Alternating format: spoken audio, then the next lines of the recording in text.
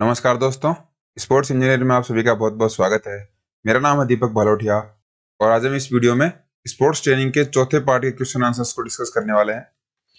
Video शुरू करने से पहले अगर आपने चैनल को सब्सक्राइब नहीं किया है तो सब्सक्राइब जरूर कर लीजिए और साथ में जो बेल आइकन है उसको भी प्रेस कर लीजिए, जिससे कि नई वीडियो की नोटिफिकेशन आपको मिल सके। स्पोर्ट्स इंजीनियर टाइप कीजिए अगर आप सोशल मीडिया पर जुड़ना चाहते हैं और सभी वीडियोज की PDF के लिए आप टेलीग्राम चैनल ज्वाइन कर सकते हैं। चलिए वीडियो को शुरू करते हैं। पहला क्वेश्चन है, भारत खेलों में उच्च प्रदर्शन नहीं कर पा रहा है, इसका मुख्य कारण है। तो देखिए, स्पोर्ट्स में इंडिया अच्छा परफॉर्म नहीं कर पा रहा है, उसके रिगार्डिंग हमें एक क्वेश्चन पूछा गया है। 4 ऑप्शंस हमारे सामने हैं। हमें ये बताना है कि अच्छा प्रदर्शन ना कर पाने के पीछे की वजह क्या है। जैसे कि आपको पता होगा, ओलंपिक में हमें खेलते हुए बहुत साल हो गए, लेकिन हमारे ओलंपिक में मेडल बहुत कम आते हैं। अगर हम कंपेयर करें अमेरिका, चाइना, जापान, ऑस्ट्रेलिया, तो इनके ओलंपिक में बहुत सारे मेडल्स हैं और भारत एक बहुत बड़ी कंट्री है। अगर हम छोटी कंट्रीज की बात करें तो उनके प्लेयर्स ने भी इतने ज्यादा मेडल ले लिए हैं कि एक इंडिविजुअल प्लेयर ने भी हमारी पूरी जो इंडियन ओलंपिक टीम है उससे ज्यादा मेडल अभी तक वो ले चुके हैं। तो अभी तक की जो ये परफॉर्मेंस है उसकी वजह क्या है, ये क्वेश्चन में हमें पूछा गया है। राइट आंसर क्या है इसका? खिलाड़ियों के उचित प्रशिक्षण का अभाव। बी ऑप्शन हमारा करेक्ट हो जाएगा। Lack of proper training of players. हमारे प्लेयर्स को प्रॉपर ट्रेनिंग नहीं मिल पाती। हमने साई के अच्छे इंस्टीट्यूट जरूर बना दिए हैं, लेकिन उनमें हमें प्रॉपर ट्रेनिंग नहीं मिल रही है। हमारे प्लेयर्स को उनको प्रॉपर प्रोत्साहन नहीं मिल रहा, जो कि अदर कंट्रीज में प्लेयर्स को मिलता है। और अगर हम इंडियन स्पोर्ट्स की बात करें तो हम ओनली साई की बात करते हैं। इसके साथ में और भी कई हमें इंस्टीट्यूट खोलने चाहिए जिनसे कि प्लेयर्स की ट्रेनिंग का लेवल इंक्रीज हो सके। जैसे कि आपने सुना होगा कि हमारे बहुत सारे रेसलिंग के प्लेयर्स हैं, वो फॉरेन कंट्रीज में अपनी ट्रेनिंग करने जाते हैं, क्योंकि यहाँ पे ट्रेनिंग के लिए उनको अच्छा प्लेटफॉर्म नहीं मिल पाता। नेक्स्ट क्वेश्चन देखते हैं। खेल प्रशिक्षण वैज्ञानिक सिद्धांतों पर आधारित एक शैक्षणिक प्रक्रिया है जिसका उद्देश्य खिलाड़ियों को खेलकूद प्रतियोगिताओं में उच्च स्तर के प्रदर्शन के लिए तैयार करना है। किसने कहा? देखिए, एक कोट हमारे सामने है, ये बात किसने कही है ये हमें बताना है। तो राइट आंसर देख लेते हैं क्या इसका? हरदयाल सिंह। डी हमारा करेक्ट आंसर हो जाएगा। स्पोर्ट्स ट्रेनिंग का जहां कहीं भी नाम आएगा तो इंडिया में हरदयाल सिंह का नाम बहुत ज्यादा ऊपर आता है, क्योंकि इन्होंने एक स्पोर्ट्स ट्रेनिंग पे बुक लिखी थी, बहुत ही फेमस बुक है, साइंस ऑफ स्पोर्ट्स ट्रेनिंग। तो उन्होंने एक कोट दिया था, ये भी एग्जाम में पूछा गया है। तो इस तरीके से कोट और स्टेटमेंट हमसे कई बार पूछ लिए जाते हैं। ये स्पोर्ट्स ट्रेनिंग से रिलेटेड था, तो हमने इसको डिस्कस कर लिया। नेक्स्ट है, प्रतिक्रिया योग्यता और त्वरण योग्यता इस रूप में है। तो दो नाम हमारे सामने है, रिएक्शन एबिलिटी और एक्सेलरेशन एबिलिटी। तो इनको हमें बताना है कि 4 ऑप्शंस में से ये किसके अंदर आएंगी। राइट आंसर इज गति, स्पीड के अंदर आती है। आपको पता होगा रिएक्शन एबिलिटी जो होती है, इसमें आप कितना जल्दी रिएक्शन करते हो वो हम देखते हैं, और एक्सेलरेशन एबिलिटी में होती है कि आप कितना जल्दी स्पीड अप करते हो। स्पीड अप करने का मतलब ये हो गया कि पहले आप धीरे धीरे रनिंग कर रहे हो, उसके बाद में जैसे ही आपको बोला गया कि आपको तेज रनिंग करनी है तो उसमें आपको एक्सेलरेट करना है, आपकी गति को आपको बढ़ाना है। तो उसको जो बढ़ाने की प्रोसेस है उसको बोलते हैं एक्सेलरेशन एबिलिटी। और रिएक्शन एबिलिटी की जब हम बात करते हैं तो उसमें देखते हैं कि आप किसी भी फिजिकल एक्टिविटी को कितना जल्दी रिएक्ट करते हैं।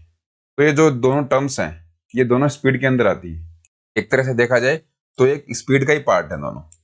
चौथा क्वेश्चन है, खेल प्रदर्शन परिणाम है। गेम परफॉर्मेंस के बारे में पूछा है कि वो किसका परिणाम है।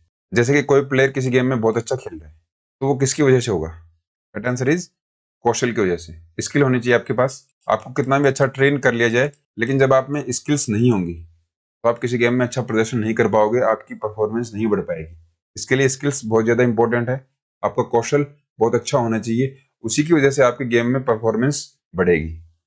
जैसे कि सचिन तेंदुलकर है, उनकी अगर बात की जाए कि वो इतने महान कैसे बने, इतना ज्यादा उन्होंने अचीव कैसे कर लिया, तो इन सबके पीछे ट्रेनिंग जरूर थी, लेकिन उनमें जो क्रिकेट की स्किल्स थी वो सबसे ज्यादा इंपॉर्टेंट थी।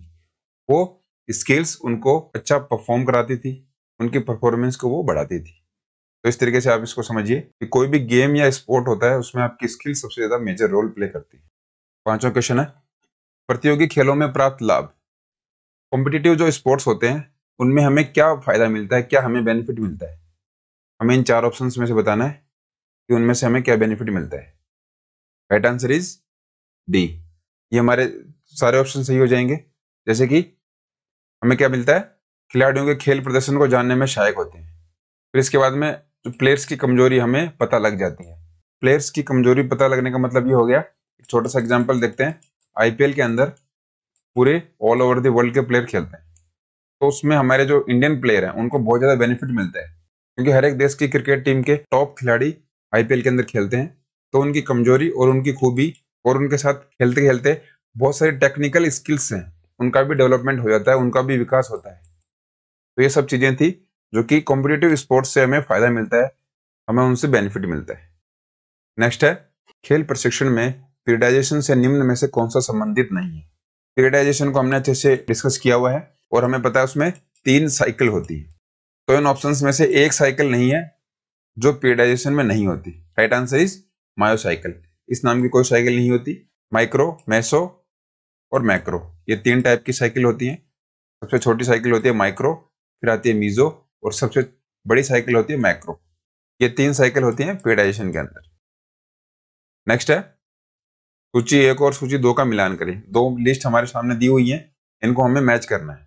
तो ऑप्शंस आप देखिए, अगर इस क्वेश्चन का आंसर करना है वीडियो पॉज कर सकते हैं, मैं आपको राइट आंसर बता देता हूँ। बी हमारा करेक्ट आंसर हो जाएगा। तो ये देखिए किस तरीके से है। सबसे पहला जीवन शैली, लाइफ स्टाइल। तो लाइफ स्टाइल में क्या होता है कि बार बार वजन वृद्धि। आपकी अगर लाइफ स्टाइल अच्छी नहीं होगी तो आप फ्रिक्वेंट आपको वेट गेन होगा, आपका वजन बढ़ जाएगा। जैसे कि आपने बहुत टाइम से फिजिकल एक्टिविटी नहीं की है, आपकी लाइफ स्टाइल इस तरीके से है कि आप फिजिकल एक्टिविटी नहीं कर पा रहे हो, तो आपका वेट बढ़ जाएगा, आपका वजन बढ़ जाता है। नेक्स्ट है असंतोषप्रद नौकरी, अनसेटिस्फैक्टरी जॉब।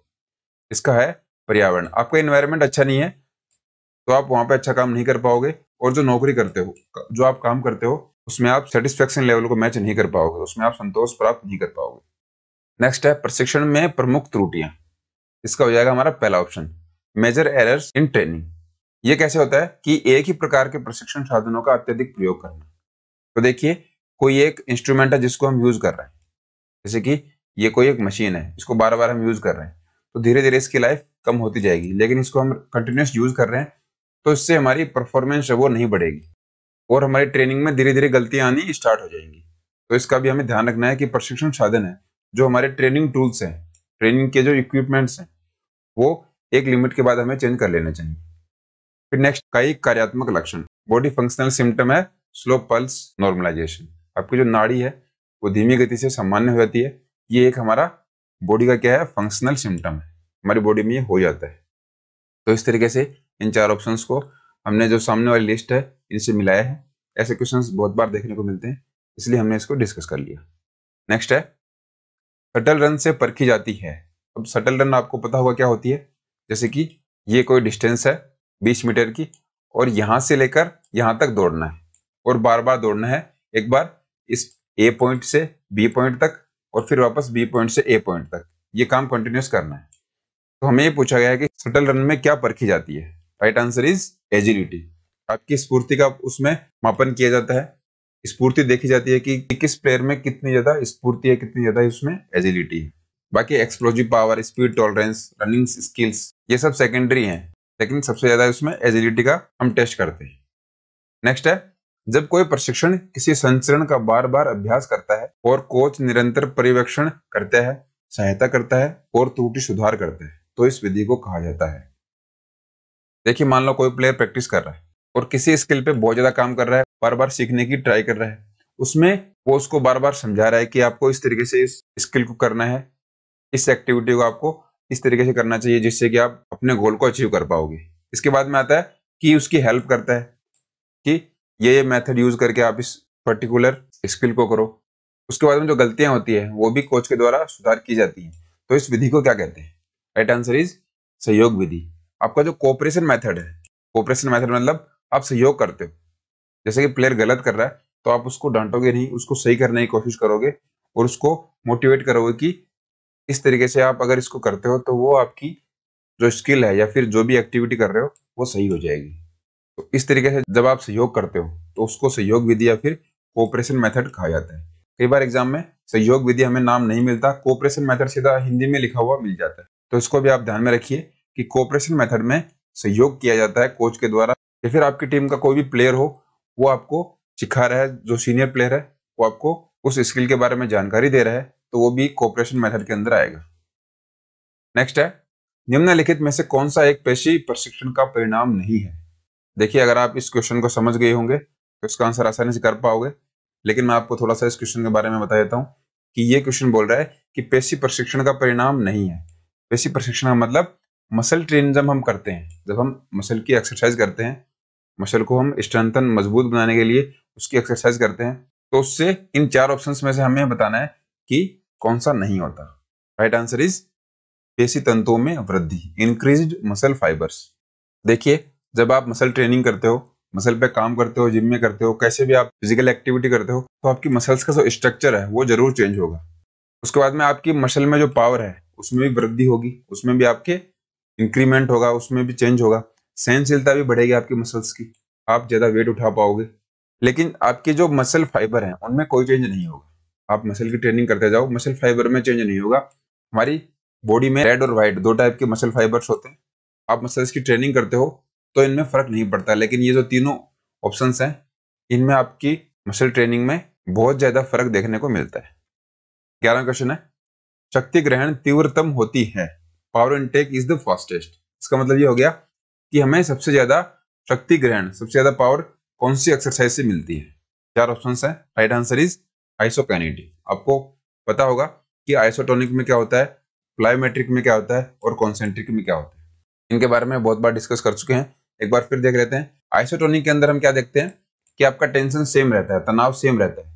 उसके 2 टाइप होते हैं, एक होता है कॉन्सेंट्रिक और एक होता है इसेंट्रिक। कॉन्सेंट्रिक में आपकी मसल कॉन्ट्रैक्ट होती है, मसल का साइज कम होता है, और इसेंट्रिक में मसल का साइज बढ़ता है। ये मोटा मोटा हमने इसको समझा है, बाकी इनके बारे में अच्छे से हमने लास्ट वीडियोस में देखा हुआ है। फिर आता है प्लायोमेट्रिक। प्लायोमेट्रिक में आपकी जंपिंग एक्सरसाइज होती है, उसमें आपकी एक्सप्लोजिव स्ट्रेंथ है वो डेवलप होती है। इसके बाद में आइसोकाइनेटिक होते हैं मशीन्स के ऊपर। ये देखिए, ये मशीन्स की हेल्प से होने वाली एक्सरसाइज है। यहाँ पे एक्सरसाइज की जा रही है और यहाँ पे एक विंडो लगी हुई है, उसमें आप चेक कर सकते हो कि हमारी जो लेग्स की मसल है उन्होंने कितना फोर्स लगाया है। तो आइसोकाइनेटिक एक्सरसाइज पावर इनटेक के लिए सबसे ज्यादा बेनिफिशियल मानी जाती है, सबसे ज्यादा ये यूजफुल होती है अगर आपको शक्ति ग्रहण या फिर पावर इनटेक करना है, पावर को आप बढ़ाना है। नेक्स्ट क्वेश्चन है, निम्नलिखित में से कौन सी शारीरिक शिक्षा की प्रमुख शिक्षण विधि है।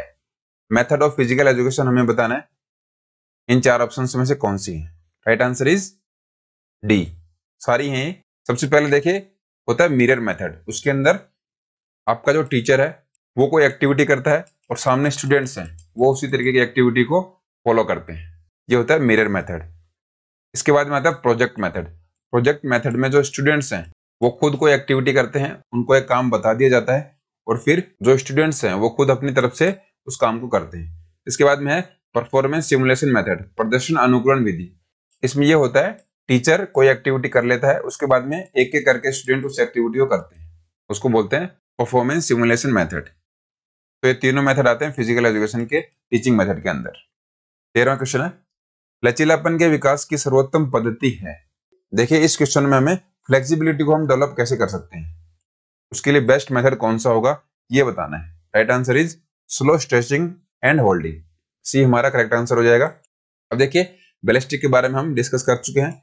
उसके अंदर एक फ्लो में आप मूवमेंट करते हो, तो जब आप फ्लो में कोई मूवमेंट करते हो उससे यहाँ पे इन मसल्स पे स्ट्रेस पड़ता है और ये मसल स्ट्रेच हो जाती है और उससे फ्लेक्सिबिलिटी बढ़ जाती है। एक तो ये तरीका है। इसके बाद में है स्लो स्ट्रेचिंग। स्लो स्ट्रेचिंग का मतलब ये हो गया, आप जैसे बैठे हो और आगे बेंड हो रहे हो, धीरे धीरे बेंड हो रहे हो, फिर वापस ऊपर आ रहे हो, इसको बोलते हैं स्लो स्ट्रेचिंग। धीरे धीरे आप स्ट्रेचिंग कर रहे हो। नेक्स्ट जो 3rd नंबर पे है वो है स्लो स्ट्रेचिंग और होल्डिंग। तो इसके अंदर आप स्लो स्ट्रेच कर रहे हो लेकिन यहाँ पे इस पोजीशन पे होल्ड भी कर रहे हो। आप मैक्सिमम जितना आगे स्ट्रेच हो सकते हो उस पॉइंट पर जाकर अपनी पोजीशन को होल्ड कर रहे हो। तो ये जो कंडीशन है, ये जो मेथड है, उसको फ्लेक्सिबिलिटी के अंदर सबसे बेस्ट मेथड कहा गया है।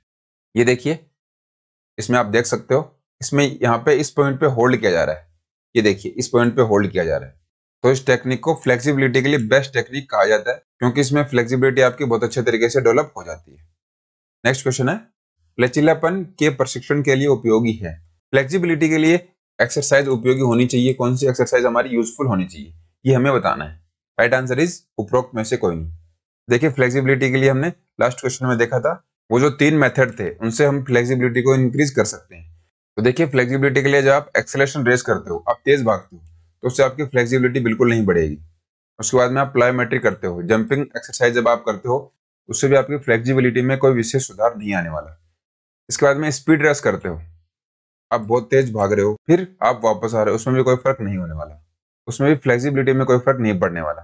तो देखिए, एक तो होता है एक्सेलरेशन रेस, एक होता है स्पीड रेस। इसमें अगर आप कंफ्यूज हैं तो एक्सेलरेशन रेस में आप पहले धीरे भागते हो फिर आप तेज भागते हो, एक्सेलरेट कर रहे हो क्योंकि आप अपनी गति को बढ़ा रहे हो, और स्पीड रेस में आप बहुत तेज गति में भाग रहे हो। इन दोनों में मुख्य रूप से ये फर्क है।